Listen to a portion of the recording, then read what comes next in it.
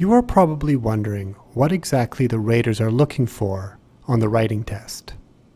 Of course, the simple answer is that they are looking for your ability to communicate in English. But what does this really mean? How is this ability measured? What is the most important thing for you to work on? Is it vocabulary, spelling, grammar, sentence structure, verb tense, paragraphing? Well, it's all of these things and more. The writing test measures your ability to communicate in ordinary, day-to-day situations. It is not a test of academic English or business English. You'll be asked to write an email and respond to a survey question. You will be assessed on how successful you are in these communication tasks. And success will come down to how well you express your ideas. Now, when we are talking about expressing ideas, what we really mean is how well you can develop those ideas. Let's look at an example of writing task 1. You recently changed to a different internet company because your friends told you about their low prices and good service. However, over the past week, your internet connection has not been working properly. After much time and effort, you got a technician to come, but he didn't fix the problem. Write an email to the customer service manager in 150 to 200 words. Your email should do the following things. Describe the problems you are having with the internet. Explain how the problem has affected you. Explain what you want the manager to do. Okay, here's my response. Hi. Internet still not working. Your tech guy was here, but that didn't really help. It's kind of inconvenient. I need internet to do my work. Can you fix it? That tech guy didn't know what to do. I really hope you can fix it soon. Joe. What do you think? How would you rate my response? It's not completely wrong. I've got the right general idea, but my response is pretty basic because I haven't really developed my ideas. At 46 words, it's way under the minimum word count, so there's clearly lots of room for development. If I sent this to the customer service manager of my internet company, my communication task would not be completely successful. The customer service manager would certainly have some questions like, what exactly is wrong with your internet connection? When did it stop working? How long has it been out of order? How urgent is this problem? What kind of resolution do you expect? I say it is kinda inconvenient, which sounds very informal, as if I do not consider this to be a serious problem. However, in my next sentence, I say that I need an internet connection for work, which does sound urgent. But again here, I haven't really provided enough details to fully explain the extent to which I depend on an internet connection to do my work. I mentioned the technician, but my description of his visit is not going to help the service manager understand what steps have been taken so far to address my internet problem. I also mentioned the technician in 2 different places in my text. It would be better to organize my email in such a way that I mention the technician's visit once and then move on to other information. There are other problems here too. My first sentence is not quite a sentence. I would need to say, my internet is still not working, or the internet at my house is still not working. I've also made another grammar mistake here. I need to add an apostrophe. Oh, and I don't need to capitalize fix here. These errors are a bit distracting, but they don't really get in the way of the meaning of my email. However, too many errors like this will add to the impression that I'm not that serious about getting my internet connection repaired. These are simple errors, and if I had checked my email before sending it, I probably would have been able to correct them. I'm not very clear on what I want the manager to do. I ask, can you fix it? And state that I really hope you fix it soon. But these 2 sentences do little to express exactly what it is that I want him to do. Again, I have failed to impress upon him how serious the problem is because I haven't provided concrete details in my request. I have repeated the phrase "fix it," which really isn't very helpful. Considering that I have only written 46 words, repeating words and phrases is going to drastically limit how much meaningful information I can convey to the manager in this email. I'm also short on polite and friendly language. Since I really want the customer service manager to help me, it's probably a good idea that I try to be a bit nicer to him. Let me try again. A big part of the problem the first time was that I didn't plan out my response. I just started writing without making an outline. So now, before I even start writing the email, I need to think about what it is that I need to say and how I'm going to organize it. Okay. So when I read the instructions, I see that I need to do 3 things.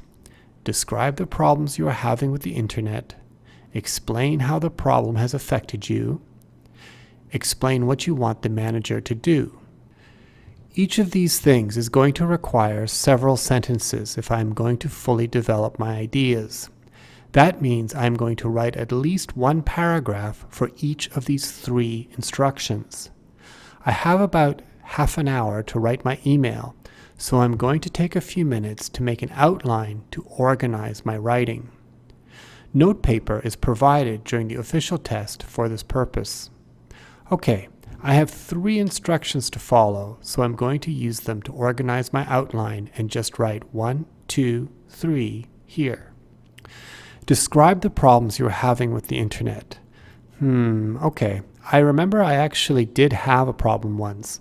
My internet connection would come and go, and I would have to constantly restart my computer to get it back. Of course, I don't need to base my email on my own experience. I could just make something up. I'd better also mention how long I've been having problems. Okay, I'll just jot this down to help me remember what I want to say. That doesn't really explain the whole problem, though. It says in the writing task that a technician came but didn't fix the problem. I'd better come up with something to explain what happened with the technician. Maybe I'll mention something about replacing the modem. Maybe the internet worked while the technician was there, but then stopped working again. I hate when that kind of thing happens. Okay, what's next? Number 2. Explain how the problem has affected you. I'll say that I work from home running an online business. That is a situation in which I would really need a decent internet connection. And I'll be really specific about how this problem is affecting business. I'll say something about delays in customers' orders. The 3rd instruction is explain what you want the manager to do. Okay, well, I want him to fix it, of course, but I don't want him to just send the same technician again. That didn't help at all. I'll ask for a different technician, or, even better, I'll ask him to pay me a visit. It might help if I threaten to go to another internet company as well. I should probably also include a deadline if I want a quick response. I'll say 1 week. Actually, I should probably mention this in my 2nd section as well when I talk about the problems I am having. Okay, so that's my outline. I have a pretty strong sense of what I'm going to write about. This way, there isn't going to be a lot of repetition or confusion, and the raters will be able to follow my ideas easily. I'm going to start off by addressing the service manager directly. I'll write, "Dear Customer Service Manager." That will establish a more polite and friendly tone to my email. Next, I'm going to state why I am writing to him, and I'm going to do it in a way that is also friendly and polite in tone. I'll write, "I'm hoping that you can be of some help with a problem I'm having with my internet connection." Okay, now I'll explain the problem in some detail. I started to encounter problems with my connection 7 days ago. Every few hours I lose my connection and need to restart my computer several times in order to reconnect. Your company sent a technician to take a look. He said it was probably a defect in the modem and he replaced it with a new one. Although my connection appeared to be restored while he was here, the connection once again becomes intermittent after he left. This seems like a lot of information in one paragraph. My initial problems with my internet connection and the problems I had after the technician came seem like two different ideas. I think I'll split this paragraph into two and add a transitional phrase introducing this second paragraph. I'll write, "When I first reported this problem." That should help connect these two paragraphs. This is much better than just saying, "Internet's still not working," as I did the first time. I have added lots of specific details here, and instead of many short sentences, I have combined my ideas into longer, more complex sentences, which will make for a smoother reading experience. I am also showing the range of my vocabulary by using words like defect and restored. The word intermittent, meaning to alternately stop and begin again, is a particularly good one, as it very precisely describes my dilemma. Okay, on to the next paragraph, in which I will address the second instruction. Explain how the problem has affected you.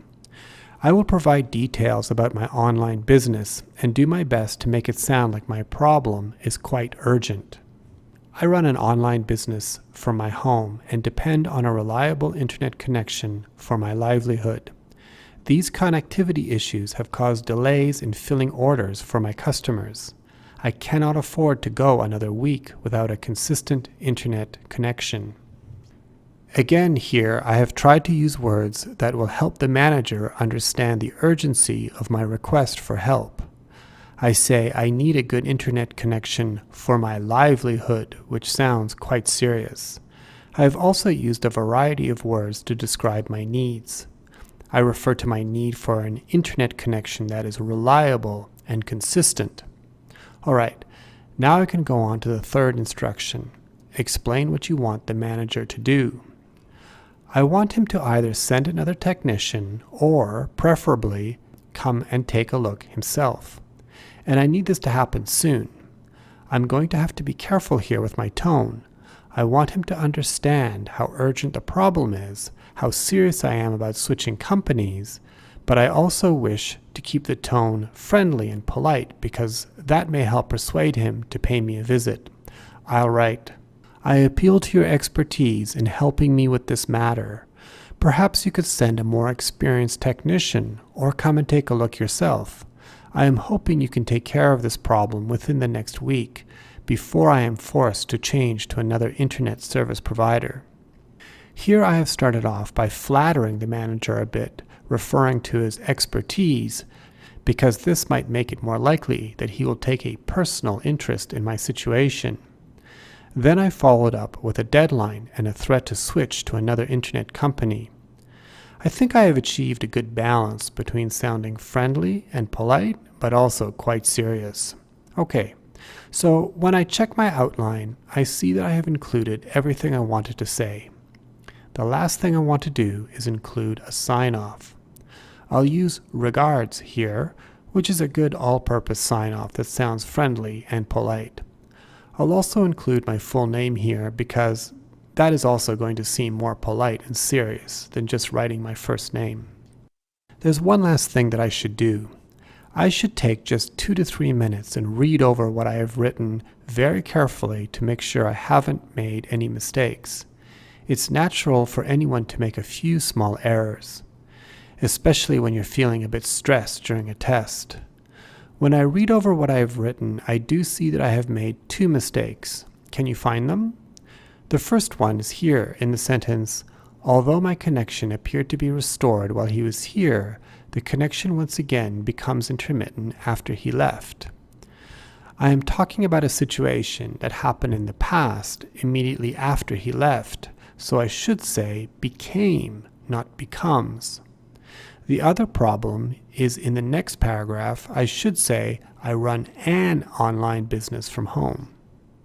So compared to my first attempt, this time my ideas are very well developed and I have achieved quite a bit of depth of meaning.